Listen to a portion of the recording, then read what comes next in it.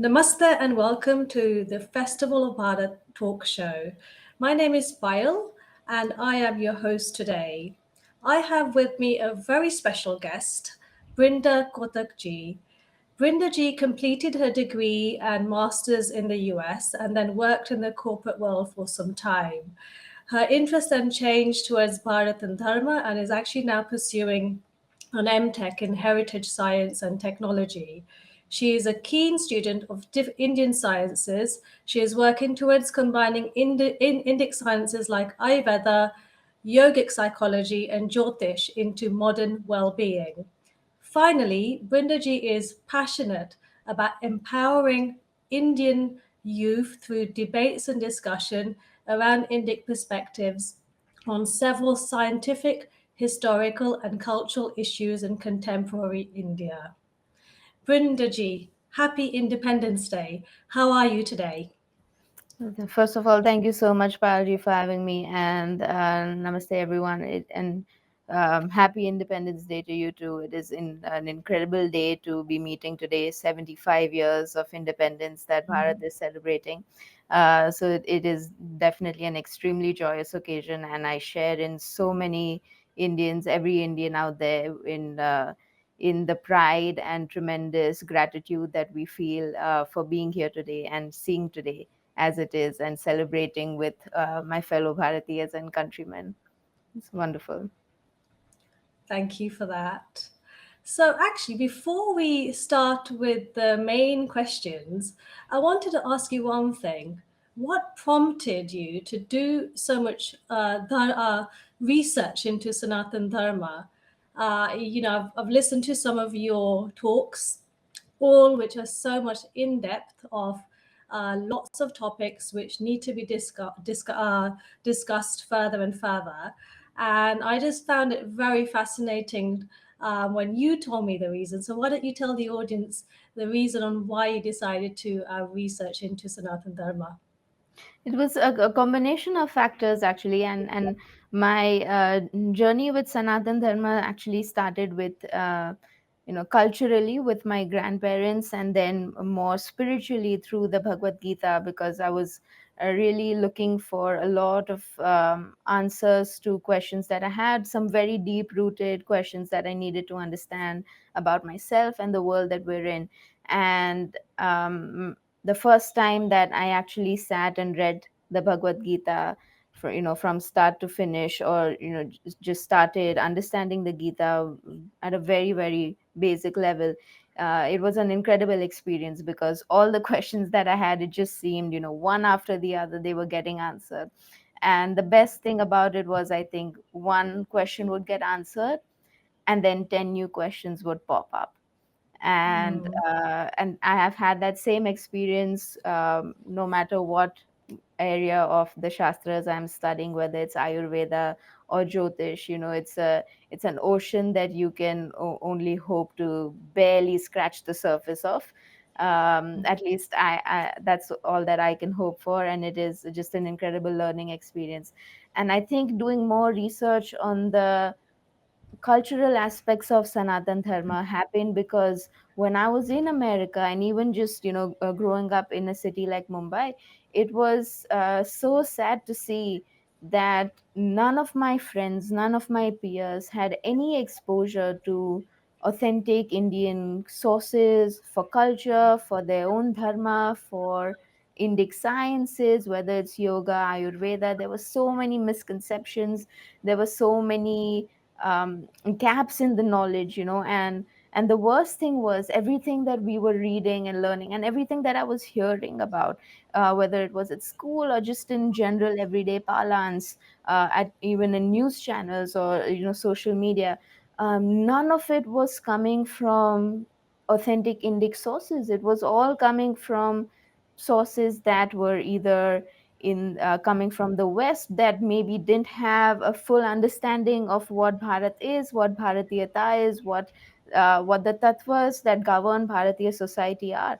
And it was really disheartening to see that, and that prompted me sort of to uh, go a little deeper into the cultural and social aspects of Bharat, as well as a civilization, as a history, and as a people.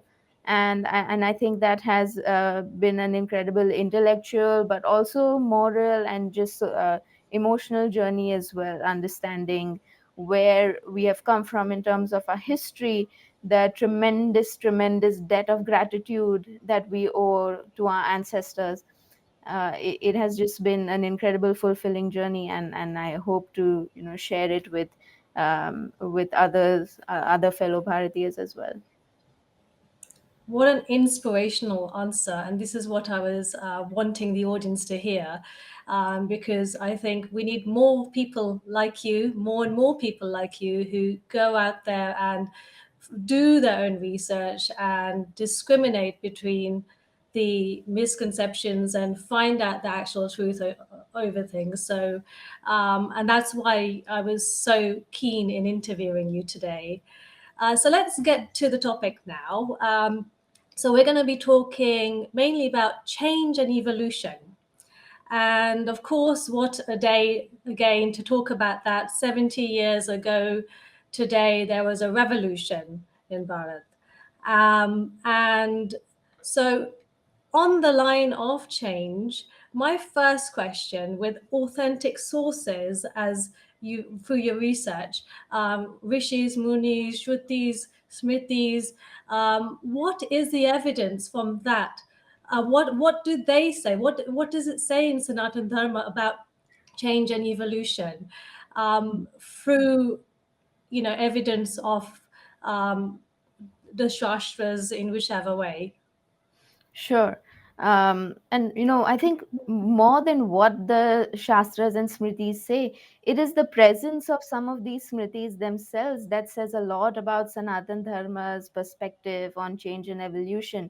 The fact that it enables, facilitates, and perpetuates this idea of having Smritis, I think that in itself is a fantastic inclusion. So Smritis, they literally translate to, or not literally but loosely, from Sanskrit they can translate to remembrance, or remembering things. And what they basically are, they take the Vedas and apply them to in contemporary context, so of that time. So when you talk about any smriti, it is the implementation of Vedic principles for that specific time, place, circumstance, and context. And that is so important, because Vedas are sort of the foundation, and they are the principles of our civilization. It is sort of the bedrock of our culture, our heritage, our religion, tradition.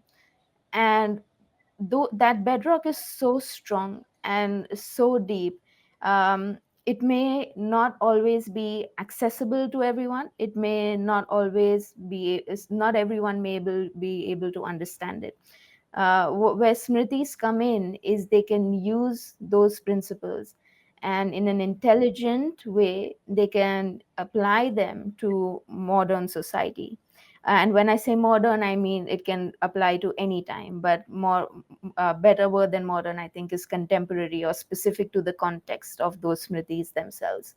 That is just one way in which Sanatan Dharma deals with change. There are many others. So, change and evolution is an integral part of Sanatan Dharma, because Sanatan Dharma Shastras, they talk a lot about Kala, which is the concept of time and the experience of time. And every time Kala is spoken about, it is almost non-different from speaking about change, because Kala is often seen as a harbinger of change, and it is often, it is the symbol of change almost, because nothing that is under the purview of time is ever permanent. It is always going to change, grow, and then even destruct in its own time. Um, so there is a complete acceptance and surrender to the idea of Kala, to the concept of Kala, and understanding that everything that is within this framework is subject to change, and is going to change, if not today, then tomorrow, if not the day after that. And Sanatan Dharma, the word Sanatan itself means beyond time, right? Sanatan means timeless or universal. And now you might be asking me that, Sanatan Dharma, if it is so timeless, then how does it talk about time, or how does it work within time? Because we can say that the principles of Sanatan Dharma, or the overarching architecture of Sanatan Dharma is timeless, but it operates in a world, and it is very functional in a world that is completely governed by time. So how does that reconcile, right? And there are a few things that happen within the framework of Sanatan Dharma that allow it to do this. um, First thing that you brought up is smritis. There is an acceptance that there will need to be an intelligent understanding of the Vedas so that they can be put into practice in the right way. um, then we have yuga dharma. So the dharma shastras talk about the four yugas of civilization that society will go through and that the world will go through, and understanding that each yuga may have its own version of dharma. That yuga dharma is going to vary based on which yuga you are in, based on the time that you're in. It is not Dharma is not static, it is extremely dynamic. And it is dynamic the way Prakriti is dynamic and the way nature is dynamic. So because Dharma and Prakriti are very, very closely linked. So that is another, just knowing yuga dharma, understanding yuga dharma, and the concept of yugas itself, so that um, the concept of change and evolution is completely embedded in Sanatan Dharma. You can't really understand Sanatan Dharma without the concept of time, and without really understanding how Prakriti is going to change and evolve. And we as a people and we as a society are part of that Prakriti that is changing. And being aware of that, mindful of that, and studying it through the tools with which Sanatan Dharma has provided us with, I think that is a worthwhile journey for anyone to undertake. um, and in a similar vein as smritis, you also have sort of sampradayas or guru shishya parampara. And here I'm talking about the more spiritual mathas and ashrams that have a lineage associated with them, that belong to one of the big sampradayas of our dharma.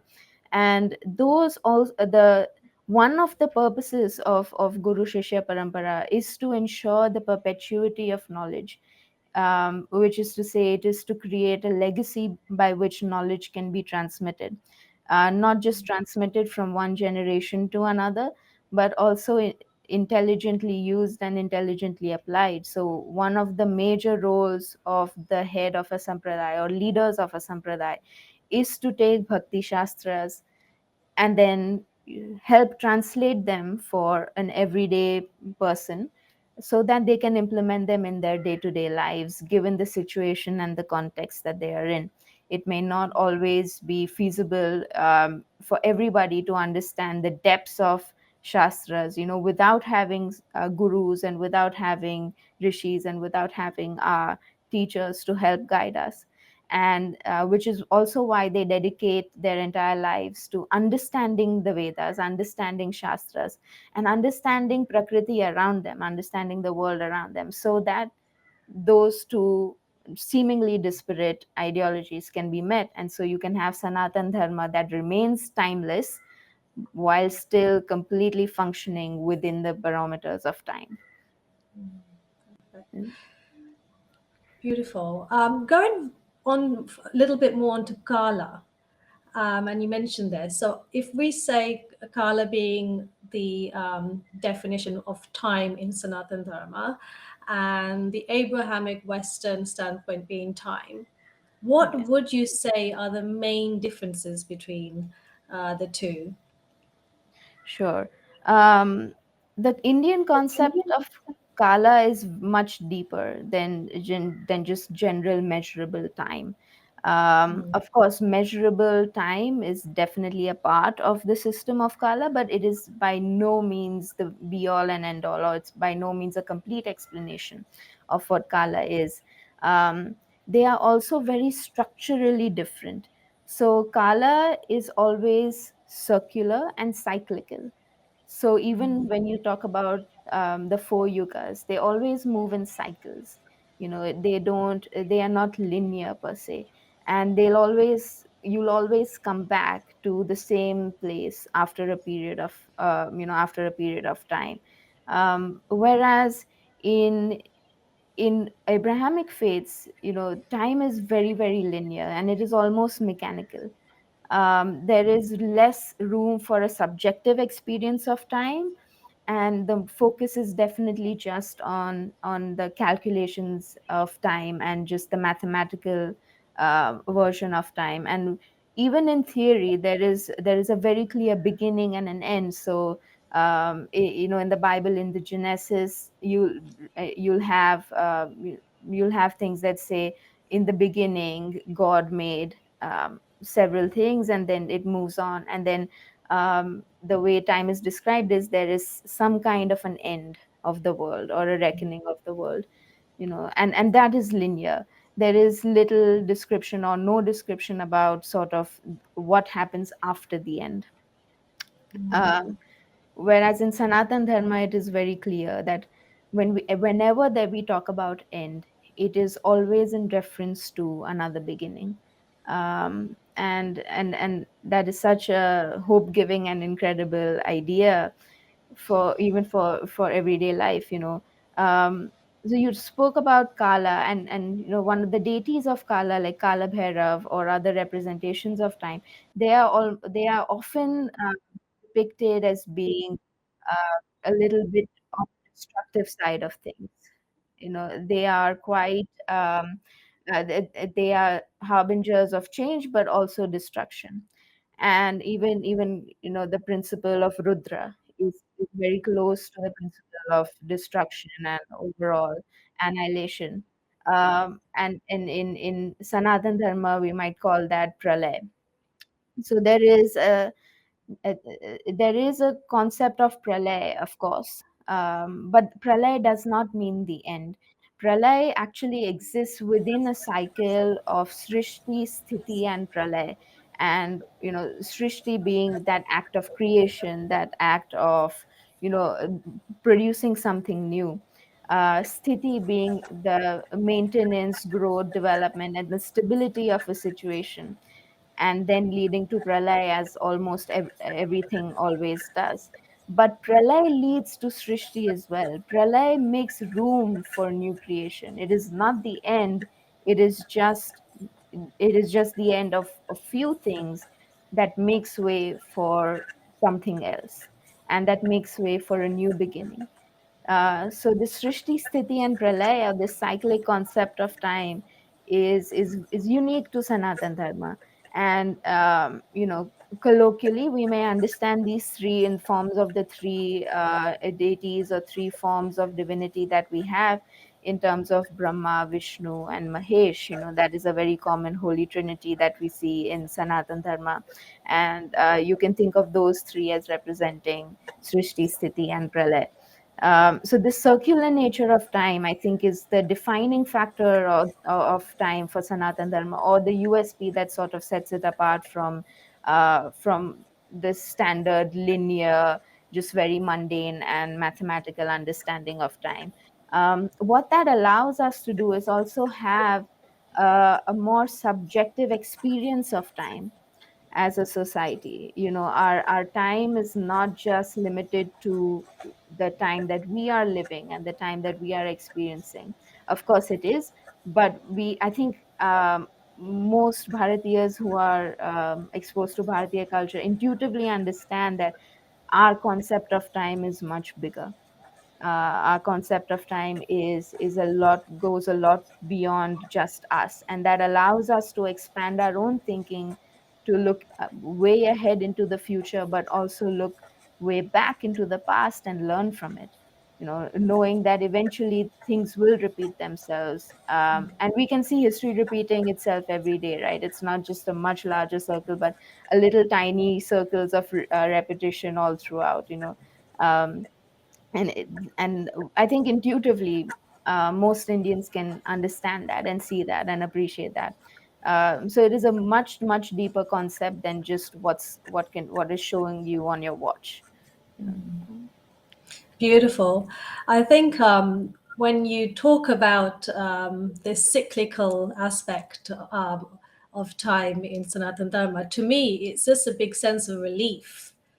And I think that would be for a lot of people, right? And I just feel, okay, wow. And even on the concept of death, right? Like actually, there's no end to Yes, that. You know, you're permanent and you move on to somewhere.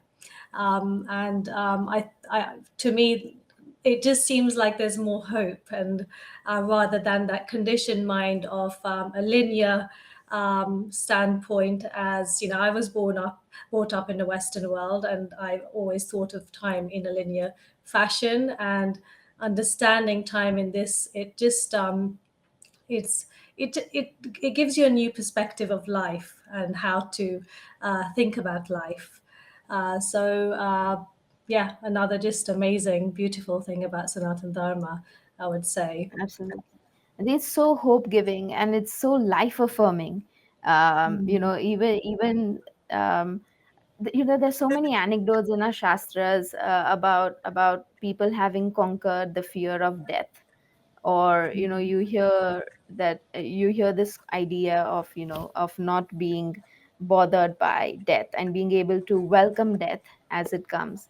I was also always so fascinated by this, mainly because of trying to understand how, and how can we get to that stage. It seemed so far off, but I think just at an intellectual level, understanding time can help really bring you closer to that place, because that is never the end.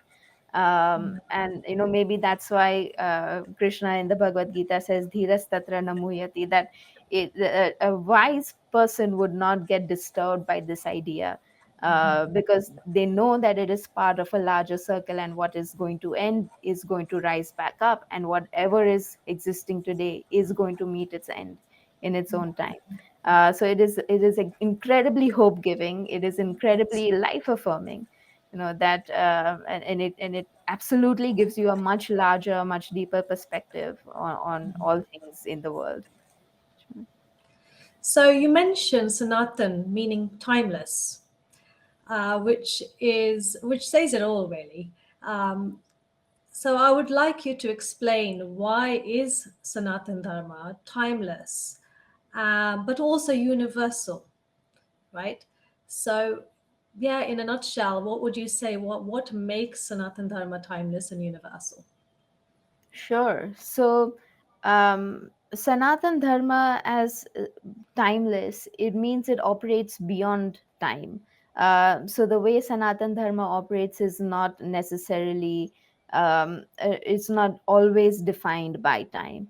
And let's to understand that, we can look at first the Abharatiya civilization in itself. One of the oldest active civilizations of the world, that is flourishing and thriving despite 1400 years almost of invasion, subjugation, strife, and struggle. Here we are, celebrating 75 years of our independence, and so many thousands and thousands of years of heritage that we've been born into. So that in itself should let us know that there is something about Sanatan Dharma and Bharatiya culture that can definitely exist beyond time, or that can be applied to any time in history. And I think that might be a bit slightly more practical way to look at it. As with Sanatan Dharma, when we say it's timeless, what we can take it to mean is that it can be useful, relevant, and important in any given time, or in any situation, and in any context. And through the principles of Yuga Dharma, through the establishment of institutions such as the Guru Shishya Parampara, the Rishi Parampara, through the active facilitation of Shastras like our Smritis, though all of these factors help make Sanatan Dharma timeless or always relevant. Sanatan Dharma as a principle itself is very, very closely linked to Prakriti. When we talk about Prakriti, we know that it is constantly changing. It is a dynamic force. It is never static. And if as a society we must be dharmic, then a dharmic society is a reflection of that Prakriti. And as Prakriti, we must also be ever changing, and our society must also be dynamic and not stuck in one particular time or context or circumstance. Sanatan Dharma is magnanimous enough, rich enough, deep enough to allow that and to actively facilitate that adaptation over time, irrespective of what circumstance you're in. Because very naturally, uh, you start your society starts molding itself around Prakriti.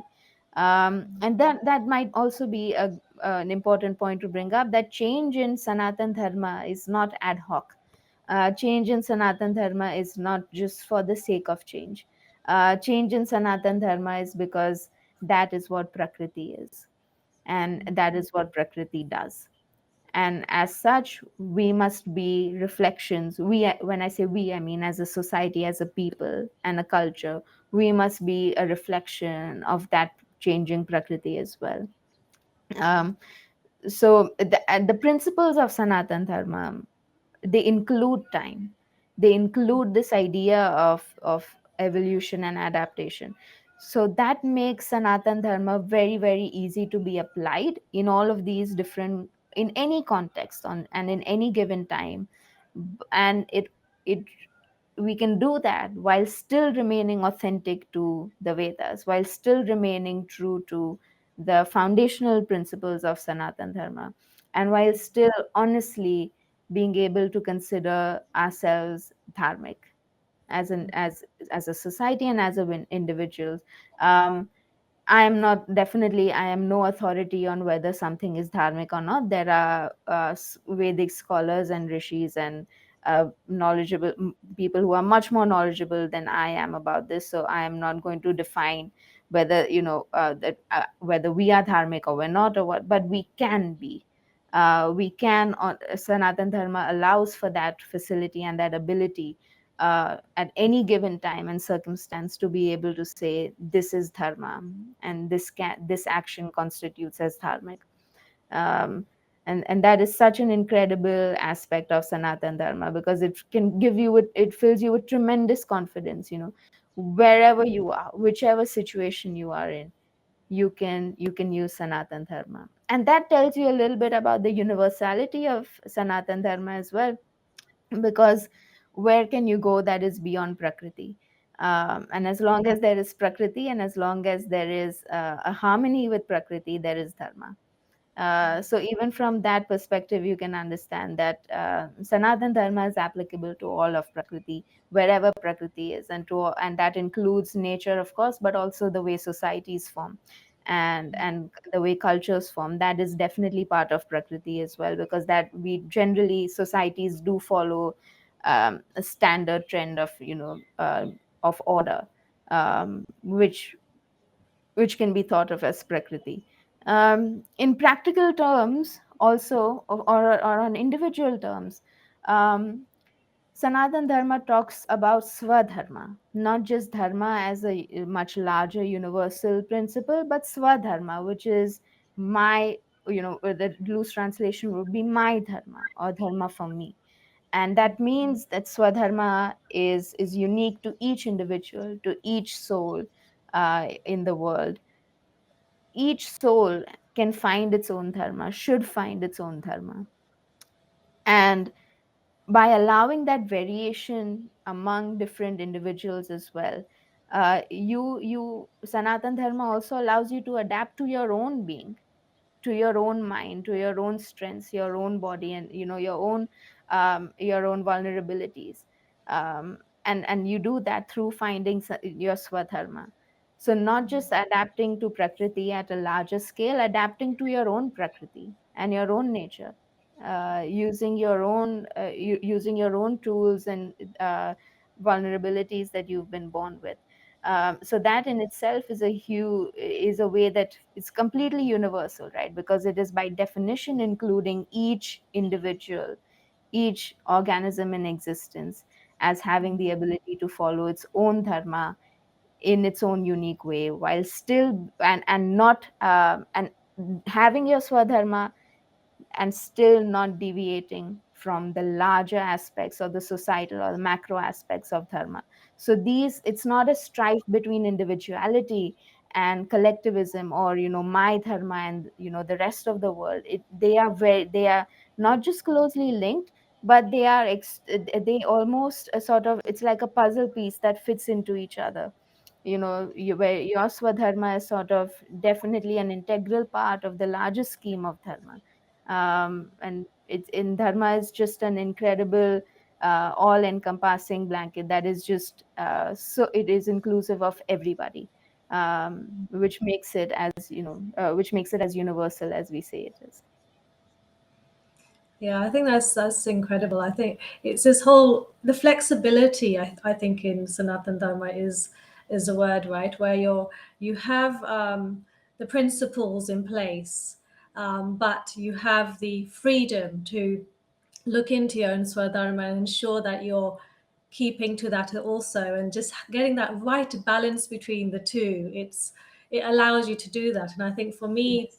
that's one of the most powerful thing, and that's where I see also in the West where why a lot of people are turning to dharma and the yogic ways, right? Because they see it gives you the freedom to be who you are, but not on that, but with respect to the bigger picture, to ensuring that you're not harming anything and you're keeping things within the framework of dharma, as we would say, right? Yes. So yeah, I think that's it's incredible, and also just the idea of timelessness and the change. I think you've mentioned this before, maybe in an individual conversation, but you talk about the Vedas being bona fide across time and across board, whilst the Smritis it's only in a certain time and circumstance, right? Yes. And Yes. I love that. I love the fact that you have that kind of distinction between the two as well, right? That smithies Yeah. can change and they should change, right? So I don't know if Absolutely. you can expand on that a little bit. Sure. And the Smritis themselves talk about this. The Smritis themselves reference the idea that this is not always applicable and this is not an eternal document or doctrine that has to be etched in stone forever and ever. In fact, Manu Smriti, which is a really important Smriti for us, and it has also been horribly vilified by some academics and some sections of society, very unfairly so, because I really don't think they would have read any part of the Manusmriti to arrive at that conclusion. Because if they had, then they would see that Manu very very clearly states that this is a smriti, which means he's writing this in for a particular context and for a particular time, and he is by no means conflating his smritis with the Vedas.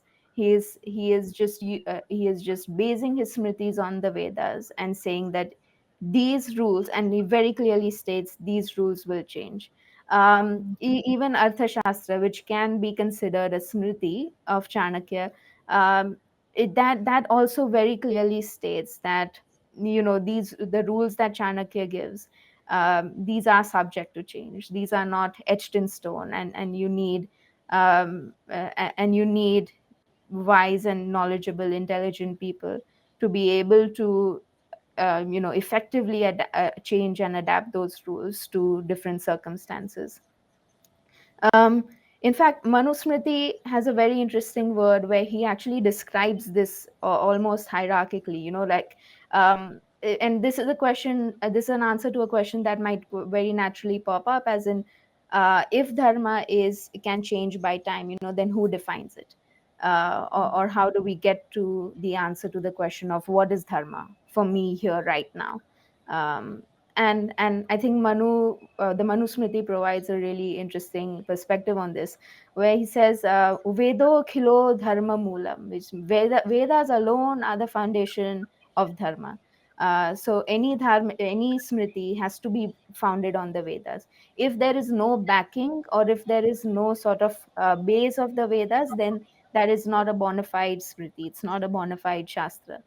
Um, but after the dharma, he talks about being about referencing people who understand smritis. So first is the Vedas, then is the smritis, and then the people who understand the smritis. So because smritis are written usually by realized souls or extremely knowledgeable scholars, and rishis, and rishi means somebody who is self-realized and can see, and can see prakriti for what it is, without any biases. So if somebody can see the world and the truth the way it is, they are qualified to write a smriti. um, Yes. and so Manu describes that as the second layer. So you might not always have access to the Vedas, but you do have access to the Smritis. You will also almost always have access to some scholars and leaders of society who are taking the heritage of our knowledge forward. And then he comes to sadhuna, which is very intelligent, knowledgeable and deep rooted people who have studied the Vedas and therefore can talk about them and help you understand them for you. And at the very end, so interestingly, he says Atma Santushti. So if you have access to absolutely nothing else, then Atma Santushti is also one barometer by which you can see what dharma is. That Atma Santushti is what is fulfilling your soul, what feels natural to your soul. Um, and that of course requires a great amount of introspection to see and understand, but that's the magnanimity of our shastras. That's the level at which dharma can operate. And it is incredible to see. So there is of course, when I say hierarchical, I don't necessarily mean sort of lower and higher, but I do mean sort of larger and more specific. As you go from a larger principle to a more and more specific and individualistic principle of what dharma is. And that's sort of the differentiation between Vedas and Smritis. I would say Smritis, for me personally, I think they would be as important as the Vedas, but only within a certain framework, whereas Vedas are always important, always relevant, always required. So clearly said. Um, on the same question, or on the same idea, should I say? So Raksha Bandhan, Ganesh Chaturthi, these, of course, when the Vedas and all of that was written, these festivals weren't there. And I'm sure there's many others which have been made up during time, Yeah, right? Now, I would say they are bona fide Sanatana Dharma yeah. festivals. But what defines that? If I say that or you say that, I think you have mentioned this before as well. What defines something to be a bona fide Sanatana Dharma festival? Sure, and that is honestly the billion-dollar question, isn't it? That's, I would say, the overall purpose of our life is to discover what dharma actually is for you and me, and at a larger scale as well.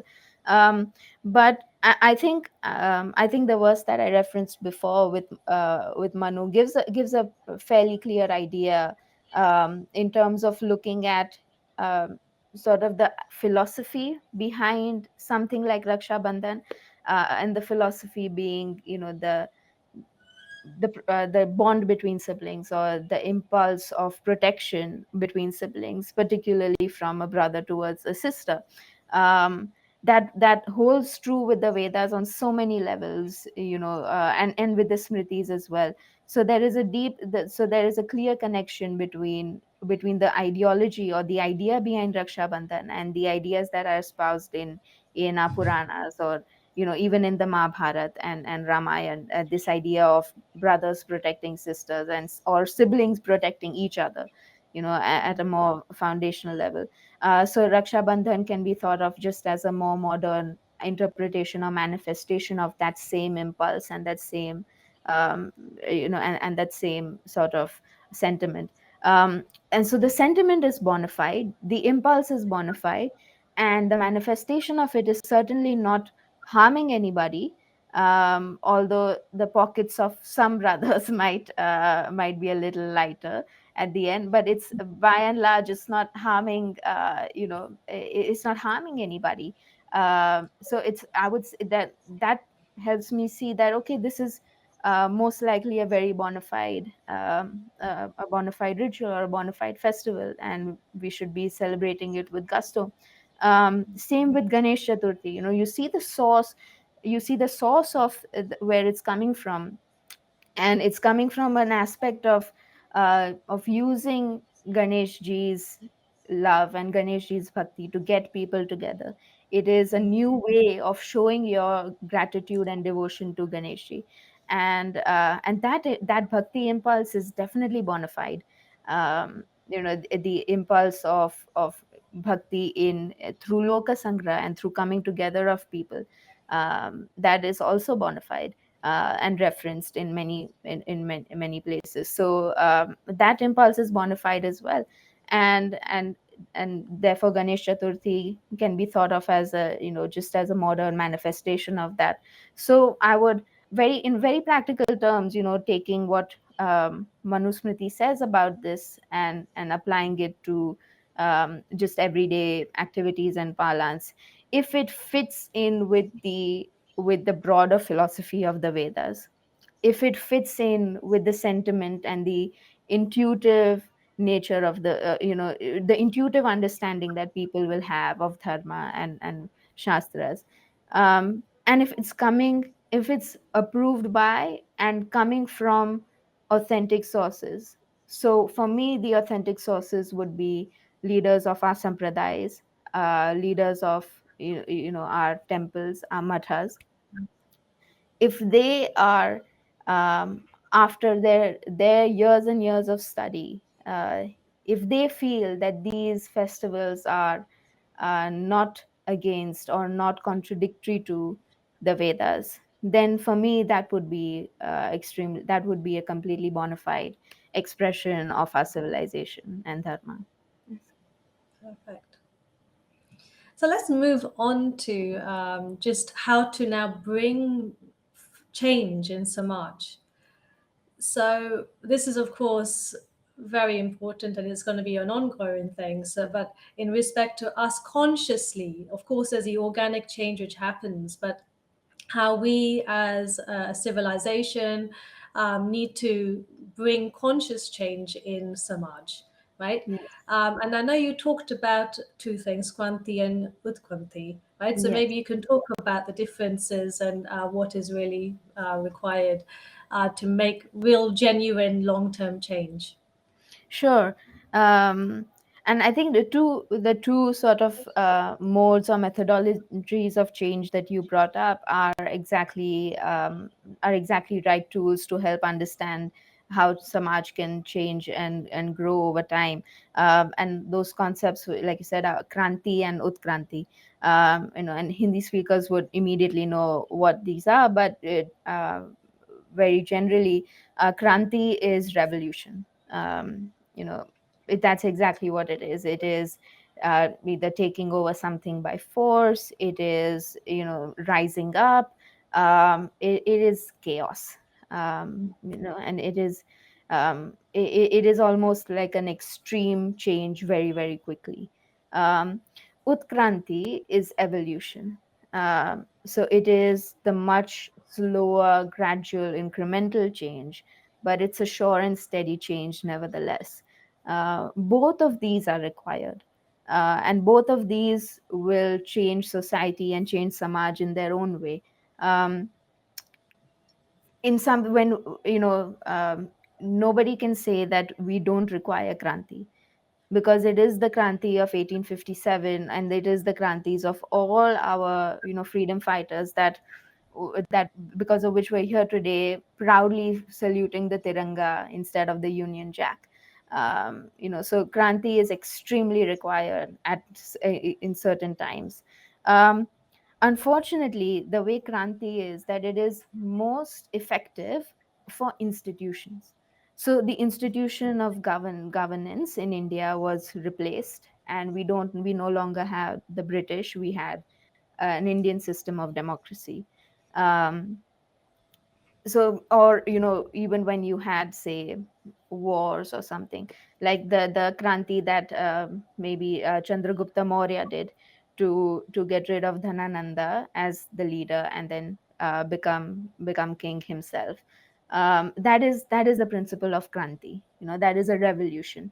um, Utkranti happens at a much wider samajik level. It happens at a social and cultural level, and that evolution is extremely important. We have achieved our kranti. We have done what we needed to do in terms of reclaiming our institutions. I mean, although the institutions that we reclaimed are still very, very British and very, very Eurocentric, but they are at least under our control, right? That the kranti has been done, at least for now. What is required is utkranti, which is, we need as a society to evolve. uh, and as a society, if we have to evolve, then it can people do not people do not change by kranti. People change through utkranti. Samaj changes by utkranti. Kranti is good for institutions. Utkranti is what is required for Samaj. Utkranti is what is required for a people. Um, because that is very closely linked with our paradigm of belief and our overall zeitgeist, and our worldview and gestalt. So, and when I say our, I mean any people or any community, any civilization.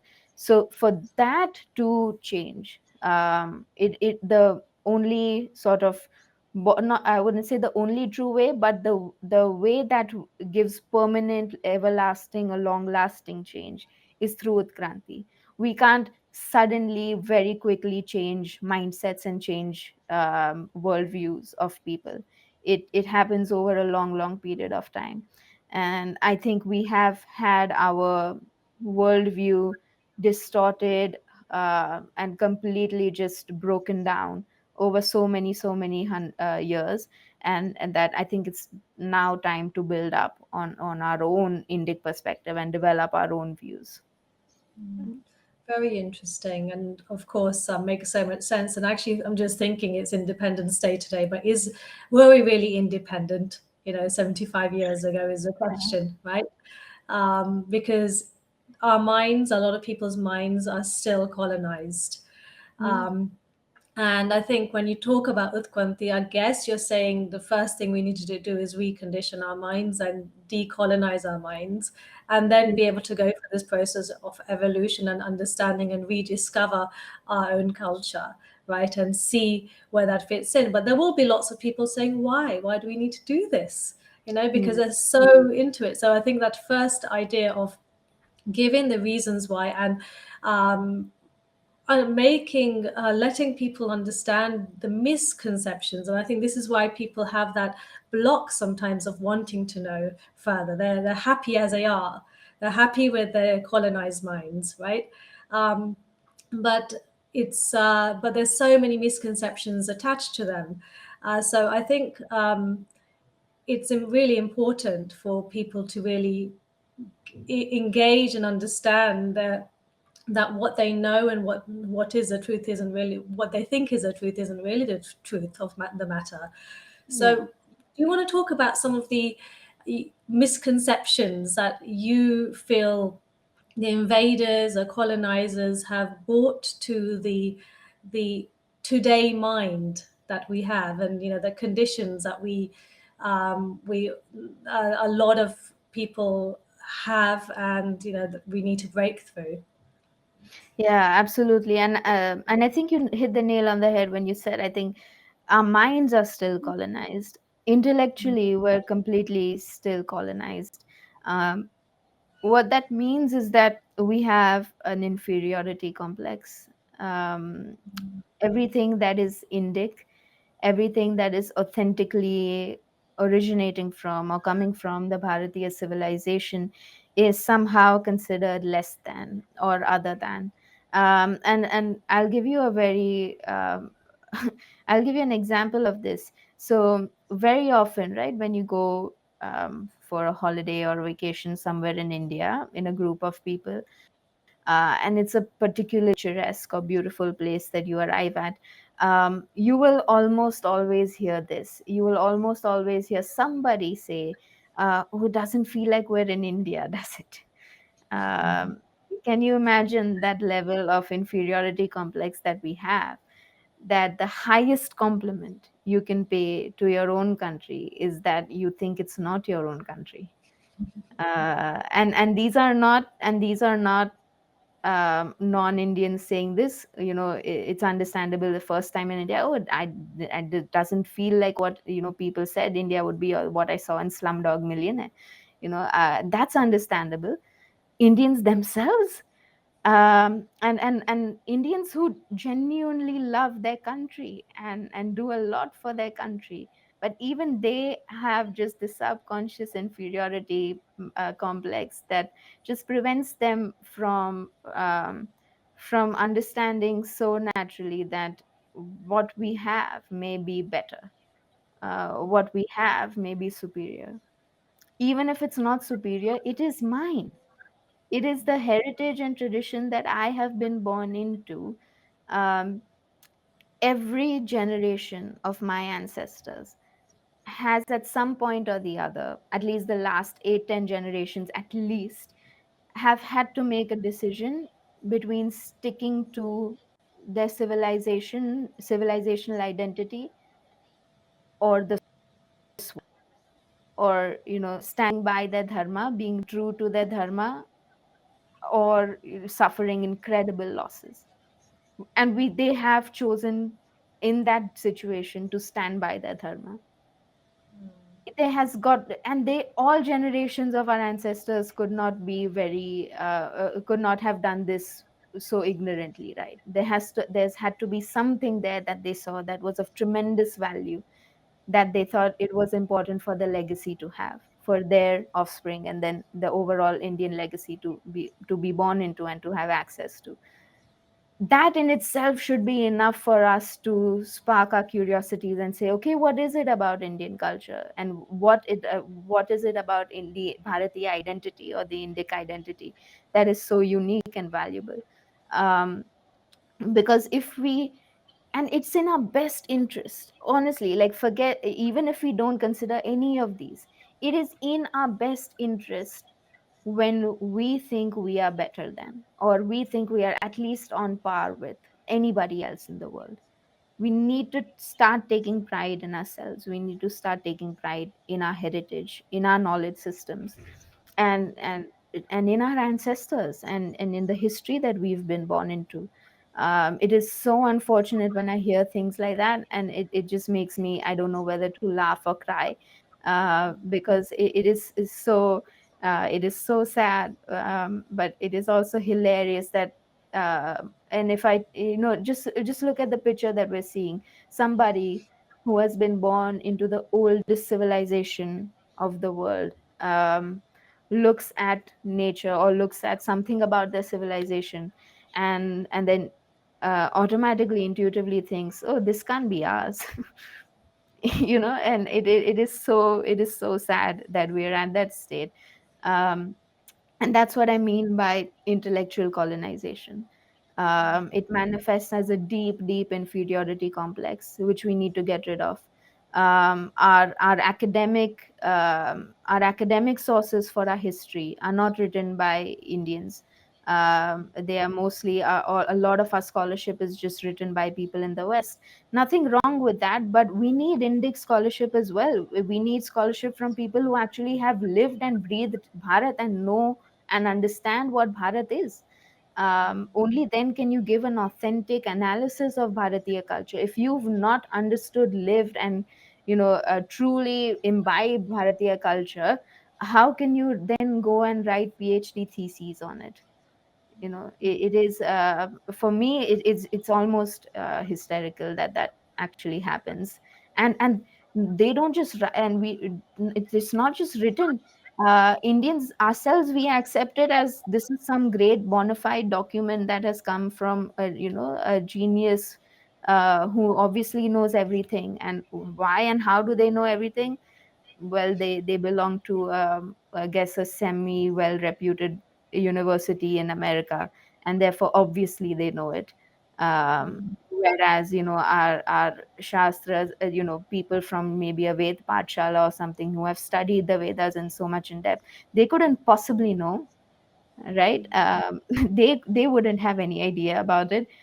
So that, how much emphasis we give to anything that is non-Indic for understanding Indic matters, that needs to change. That entire premise needs to go, because it's helping nobody. It's certainly not helping us. It's not even helping anybody else. It's a simple thing. If I want to understand something authentically, I first need to be in it, understand it, and know it first. I can't understand it completely if I'm outside of the system. There is an advantage. There is, yeah, there's some advantage to sort of like a independent third eye, but the third eye, like third person kind of perspective, but that can't be the only perspective. And that certainly can't take precedence over the perspective of somebody who has that wealth of experience and knowledge living within within the system and the framework that is being studied. Very true. So, we talk about, you talked about with the Gandhi. So, how I'm looking at when I listen to you talk about this in a nutshell, I would look at it in terms of I think a lot of more inquiring is required from everyone, right? So whenever you're given something, you have to question it, you have to query it, you have to find the real truth and the source into it. So Yes. discrimination of what is actually the truth and what isn't. And I think that is, that's within the yogic philosophy as well, buddhi, working on your buddhi and that. And I think that is something which really does need to be built on when it comes to helping with Utkranti and developing people's minds, right? And focusing on that, I think, with everything. I mean, I think it's also with just news, we'll talk about this later, but narratives and just real, not just believing, right? First Yeah. questioning, understanding the source, understanding is this really the truth, and having that ability to discriminate, right? And I Yes. think if that is if this happens with all the misconceptions, there's so much. I know you've talked about this on different topics, various topics, and I think all of these topics need to be tapped into by as many people as possible to um, just question and not take your word for it, not take my word for it, not take Yeah. any guru's word for it, but go and question and find out for themselves, right? Yes, absolutely. Absolutely. I think the battle against narratives is, arguably the most important battle that we are fighting right now. I think, in terms of our physical and national defenses, I think we have that figured out. We have an incredible defense force that is, um, that I cannot say enough good things about. But I think they have that figured out. I think the more crucial battle right now is the one against narratives, because if we lose the battle against narratives, then honestly our defense forces don't have much to fight for, uh, because then what they are fighting for is still a colonized nation, not colonized in terms of on paper, but colonized effectively in every other capacity, because our minds and intellectual capabilities are still colonized. um, Narratives inform our jivan drishti, they inform our worldview, they inform our gestalt.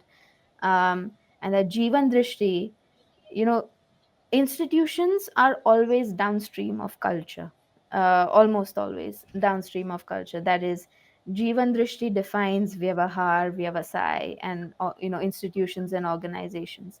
um, because if an organization does is not reflective of the overall jivan drishti, or the aggregate jivan drishti of a society, um, it will cease to be relevant. And I mean, anecdotally, we are seeing that now with Bollywood, right? One of the major reasons that it is going through a major slump, actually, in its box office collections, or just overall perception, is that somewhere they seem to have lost that connect with the average Jivan Drishti of the Indian mindset. And that's a very common criticism we hear from Bollywood as well, right? That you can't really relate to it. They're not really understanding. Um, they not really don't have their pulse on what the Indian consumer is actually thinking about and is actually like. Um, and of course there are many other reasons for Bollywood slum, but this is a big one. And you can see that because if you lose that connection with Jivan Drishti, or if an organization or institution does not reflect Jivan Drishti, then it is bound to be irrelevant, very quickly. um, n- a lot of our institutions are not Indian. They're not Indic. And there is still a lot of Indic thought and Indic presence that can be felt in those institutions. Over time, those institutions need to evolve as well. But that can happen only once our Jivan Drishti is authentically Indian, right? Once our Jivan Drishti is not marred by uh, some opinion that some scholar, some historian had, sitting in the West, not really having understood anything about India, Indic history, and it can't be based on that. Our Jivan Drishti needs to be based on us, our history, and our society alone. Um, and that can inform our thought process. And we learn from everybody, we take from everybody, but the foundational aspects have to come from us. They have to come from Indic knowledge systems and Indic sources. And only then can we truly say that, okay, this is an Indian and this is a Bharatiya civilization. Otherwise, we are Bharat in name only. We're not Bharat in our thinking and our mindset. And I guess this comes back to narratives, right? And like in respect to ensure that the Jivan Drishti is going in the right direction, um, like having these conflicting or the opposite narratives, where the young population are somehow enticed to it. So there's this thing which is happening, I think there's Vedas who said things recently. And so how do we, and I guess it comes back to the same thing as I mentioned earlier about the young population ensuring that they're still discriminating. They may find Vedas funny, but when he says something which is not appropriate, to be able to have that discrimination, to understand that's not appropriate, and even raise their voices at that time, right? Yeah. So, what would you say? What would you say to that young person who is influenced by these funny? They connect with them because they have a sense of humor, whatever, but they don't always say the appropriate thing in terms of Jivan Drishti. Yeah, and I think Veer Das is a prime example of somebody who clearly hasn't understood Bharat, at all. And he gave an entire speech about two Indias, but he's not even understood one India. Forget two, But it's sad. I mean, I don't want to talk too much about any one specific individual like Veer Das, but because there are so literally hundreds like him. And a lot, and I belong to sort of the last few millennials generation, just before Gen Z, and or somewhere on the cusp. And it's so unfortunate that you're right in terms of there is something alluring, I guess, about someone like Vedas, that people just accept what he says as true. um, a large part of that, I think, is also can be attributed to a vacuum in our own education.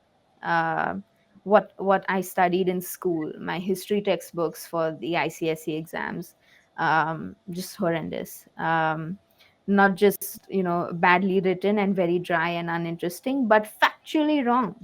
Like just factually wrong. In so many places, it's not that they misprinted one or two things here and there, but just so many places they just got the entire gist of history completely wrong. And luckily for me, I had my grandmother at home, and good exposure to some other books and sources that helped me see the light very, very clearly. But um, but a lot of my friends didn't have that luxury, and therefore all you can do is sort of accept that this textbook that you have in front of you is right, because you have nothing else. You know nothing else. You have nothing else to counter it. You don't have any other perspective. And I think that that can extrapolate to social media and sort of quote unquote celebrities as well, in terms of you don't have anything else. Where do you go when you want to find an Indic celebrity, or a celebrity that actually understands India? Um, and first of all, I would say, for that, don't go to a celebrity. Go to a scholar, a Sanskrit scholar, go to a guru, go to a Veda Pathshala, and you can understand things um, the way they're meant to be understood. But even within celebrities, I don't think there is a sort of a mainstream Indic presence at all. I mean, channels like Festival of Bharat and so many others are warriors on that front. So important to have things like this.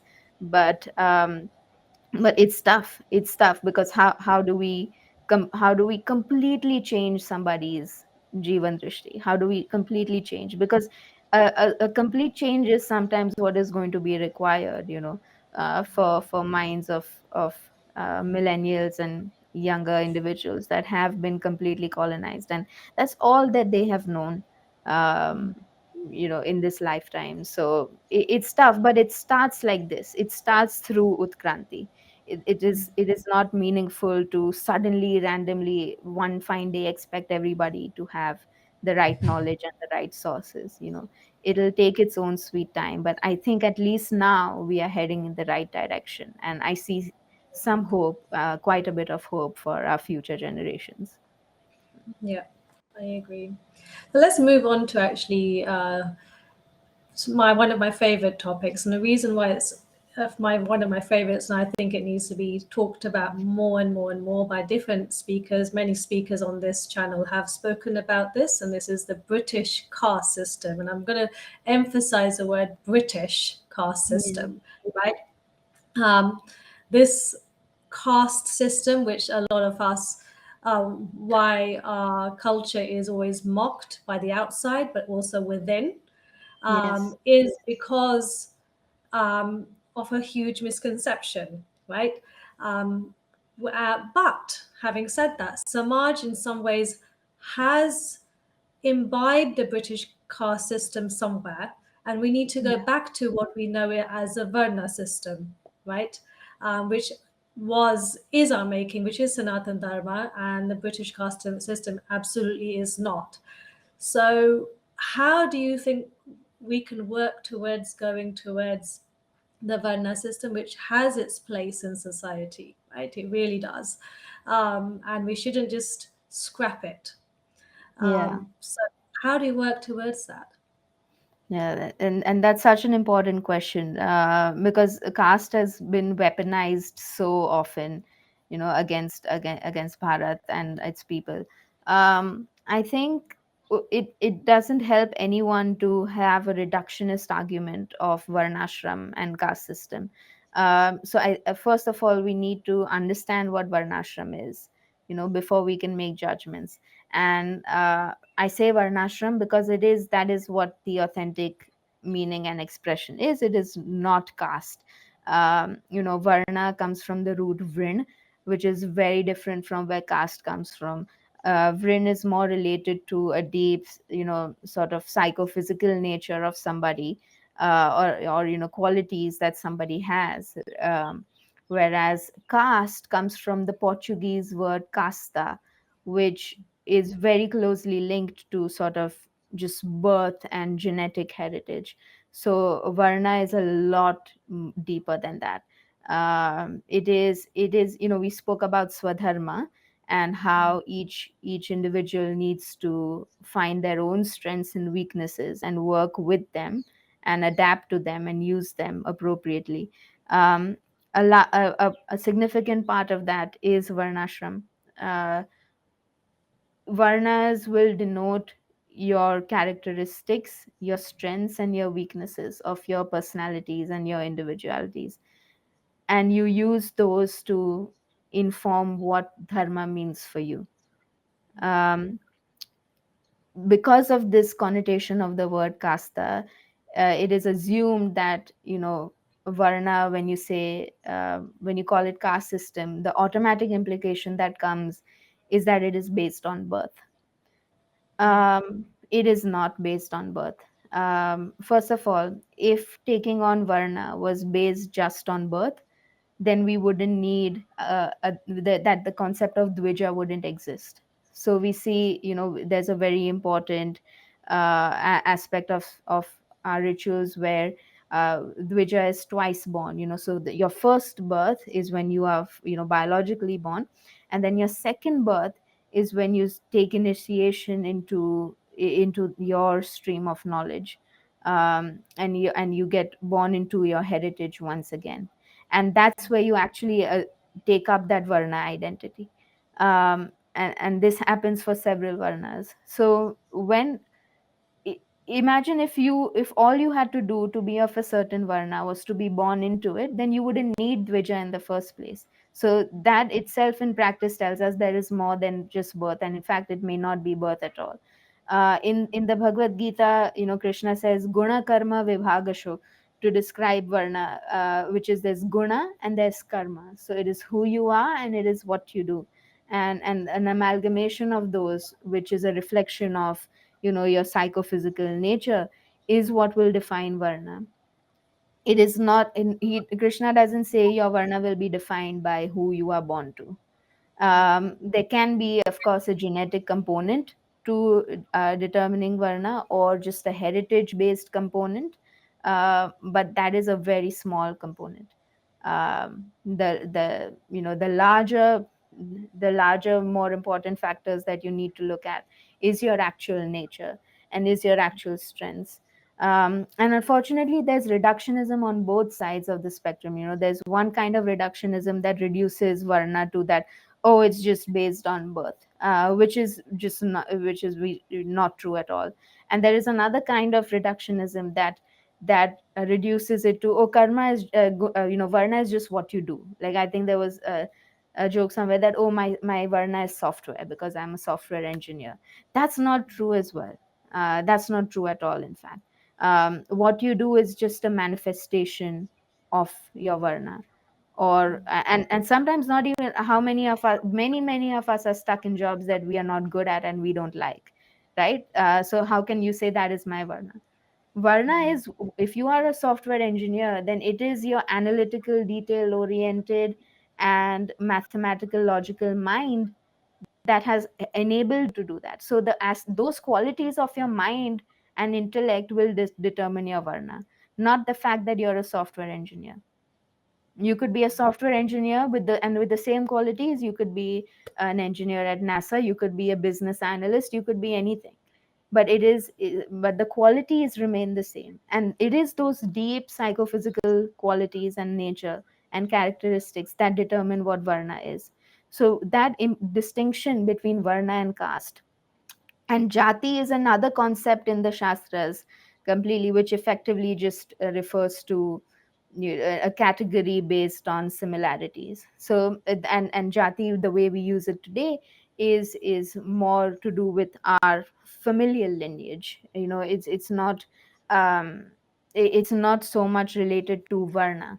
It's not so much related to your qualities, your strengths, and your weaknesses, where we need to which is actually what we need to discover if we need to authentically discover our varna. So that distinction is very important to make, and let's try and resist the impulse to have a very reductionist, simplistic argument about varna, because it's not. Varna goes much deeper than just a surface level identity, and discovering varna is a goal in itself. And the journey of discovering varna is the goal in itself. um, because that is where that is your discovery of prakriti, and that is effectively a large part of your Swadharma, understanding, adapting to your Prakriti, understanding your Prakriti, and using that in a larger context. So it is it, for me, Varnashram is not at all controversial. Like, it seems so natural and so intuitive, once when you actually read it from the right sources. And it's it's yeah, I didn't find it controversial. Not just controversial, I find it so, oh yeah, this is kind of obvious. It seemed very natural and just very, of course, that's how it is. So whereas, um, caste system, just, I think intuitively everyone knows that it doesn't sound right. It doesn't sound natural. And it's not doesn't sound like something wise people would ascribe to, the way our caste system is. And we've had several wise people who have shaped our culture. um, so I don't yeah, I don't think I don't it's we're definitely weaponizing it a lot more than it needs to be. We're making it a much bigger deal than it needs to be. um and just and then things become so easy and so uh, they just become really simple to understand, once you actually get to the core of the matter. And it presents itself in simplicity in interaction as well. you know um, Varna is not a system of discrimination by any means. It is a system of, it is honestly a system of just discovering yourself and using your strengths and weaknesses. So it's not a system by which you separate. It is a system of bringing you closer to your authentic self. And it is a system by which multiple different characteristics and personalities can coexist, because one varna is not better or inherently superior than the other. They only have different strengths, and their different strengths lend themselves better to different tasks and maybe different roles that they can take up in society. But certainly not at the cost of anyone else's personhood, or without bringing down anyone else, irrespective of what varna they are. Yeah, so I think it's been weaponized and made something we're making it into a beast, and it's really not. um, mm, Yeah, I think we just need to go back to the simplicity of it. But I think one thing is, of course, with our civilization, people like to hold on to tradition, right? yes. And when they consider what was a British caste system or is as their own, it's difficult to break through people's mindsets for them to understand actually it's not, because people have experienced firsthand, right? Um, Different communities, or whether it's not really caste system, but they consider it as that they haven't been able to marry someone they wanted to because they're of a different caste, they would say, right? So there's a lot of breakthrough, and I think this topic needs to be talked about as much as possible, for people, for it to reach out to people to understand that there is a huge difference, and the British caste system is not our is not part of our culture, it's not Yes. part of our tradition, right? So I think it's such an important topic. But beautifully said, with the Varna system, I feel there's so many young people also who are lost in life, and it would be such a help because, like you said, it's not to do with what you're born into. It's working out your purpose. It's to work out who you are, what your true nature is, right? Yes. And with that, working with that to manifest whatever you need to manifest in your life, and it's so essential, because if you're able to give whatever you are best at, then society will benefit. Yeah. Um, yeah, it's there's just so much misconception over that, and I wish soon we're able to break through that one. So Yeah. my final question is regarding the institutes. We have. And again, back to independence and colonized institutes, educational, legal, judicial institutes. So, just very quickly, in a nutshell, how do we work towards? Is it Kranti? Do you think we need Kranti in any of these institutes, or will with Kranti have to take place first and before the Kranti can take place? Yeah, I think first we as a people need to become more Bharatiya and more Indic in our mindset.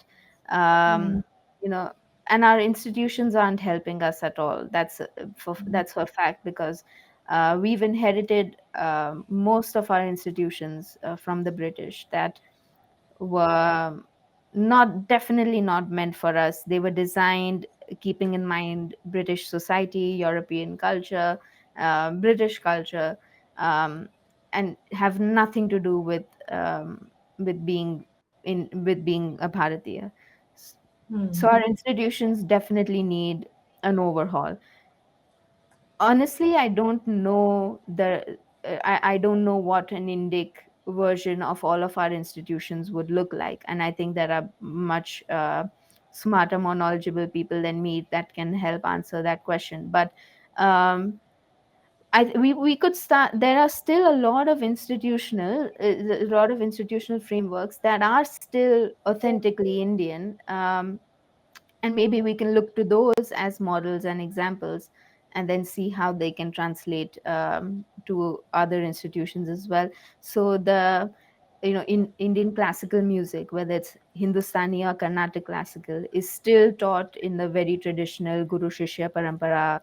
And our Indian classical music is the institutions of Indian classical music are truly Indian. They have by and large stayed constant and steady in their principles for a long, long time. There are also other institutions like a lot of the institutions that teach Kalaripayattu or other Indic martial arts. They have also operated in a similar manner. Um, it Indic traditions and Indic sort of frameworks, they may or may not it may or may not help them to systematize it. But that doesn't mean we can't structure them in some way, and then use those Indic structures to over time replace the sometimes and quite often like the terrible institutions that we have, because there's a huge conflict between our society and its institutions, as in they very rarely see eye to eye. And I think we got a good example of that with our judiciary very recently. We got a good example of that with our governments as well. The state governments of Maharashtra and now in Bihar. We're getting an example. We're getting several examples of how these institutions aren't really helping us too much. Is There might be some elements of Kranti that are required, but I don't think because we are at the end of the day, those institutions are still run by, governed by, and those offices are held by our people. Um, so I don't think that deserves a Kranti like retaliation. But there might be a few elements of Kranti in terms of let's get things moving that is required. And I don't think we should be attached to our institutions at all. And I think if change comes, which it inevitably will, if our Jivan Drishti changes and if our mindset is right, um, when that change comes, we should be open to it. Um, but I think overall, Indian society has flourished despite its institutions, not because of it. And I think we can continue to flourish um, despite our institutions just not helping us, but also sometimes actively bringing us down and holding us back. And we as a society are strong enough that we can continue to flourish in those circumstances as well.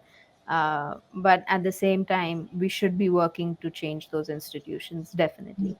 The constitution and so many of these really just irrelevant and archaic laws that we have inherited from the British, need to go. A lot of structural change needs to be brought out, and hopefully that can happen strategically over a period of time. Thank you, Brindaji. I think I can talk to you all day. You're always so fascinating, and all your insights today. Wow, like really very interesting. I hope it's touched the audience and given some sense of wanting to make a change, as this whole topic is saying. But overall, thank you for all your hard work and what you are doing for society. And I know you are making a difference in young people's minds, and it's incredible. So thank you again for being with us today. Many blessings always, and thank you to the audience for watching. And please do subscribe to the Festival of Bharat.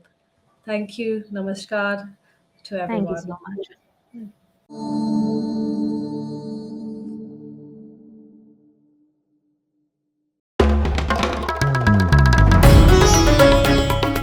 Namaste. We hope you enjoyed this Chitti Media content. Please remember to subscribe to us and switch on the notifications for this channel. For our other social media links, more content, and to support our work, please visit citti.net. Dhanyavad. Namaskar.